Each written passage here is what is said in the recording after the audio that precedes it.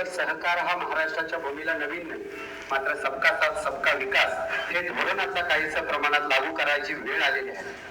खरं तर उपस्थित सर्वच मान्यवरांनी आपल्या शाळेचं कौतुक केलं, शिक्षकांचं कौतुक केलं. मात्र या ठिकाणी एक शिक्षक म्हणून एक 2 मिनिटं फक्त महाराज प्रतिक्रिया व्यक्त करतोय, कारण हा हॉल सुसज्ज झाला, विद्यार्थी आहेत.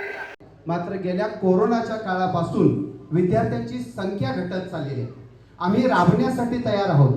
सभापती महोदयांनी यावर्षीचा सगळा फंड यासाठी वापरलेला आहे. आम्ही शिकवण्यासाठी तयार आहोत. मात्र कोरोनापासून विद्यार्थ्यांचा प्रजनन दर कमी झालेला आहे.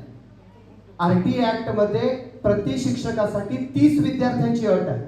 30 विद्यार्थ्यामागे एक शिक्षक. मात्र महाराज गेल्या 4 वर्षामध्ये आमच्या शाळेप्रमाणेच संपूर्ण महाराष्ट्रभर अशी स्थिती आहे की गावोगावी विद्यार्थ्यांचा जनन दर कमी झालेला आहे. त्यामुळे कुठेतरी ह्या RT ऍक्ट मध्ये जी 30 पटाची अट आहे ती कुठेतरी खाली आली पाहिजे. कारण जर मुलंच नसतील तर शिक्षक नाही, आणि शिक्षक नसतील तर शाळा टिकणार नाही. मग हा लोकसहभाग आणि हा निधी आम्हाला कसा वापरता येईल?